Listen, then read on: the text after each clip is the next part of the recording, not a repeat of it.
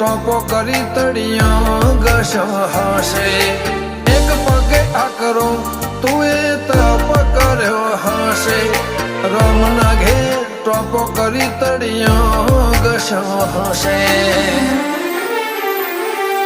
પારખોએ પારખી લીધી માઢું એ માયા બોધી પલોઠી વાળી પેઢીએ ભલી ભલે વાતો બોખી જીને ગોતી ન ગત પડે તો રતે નથી આઘી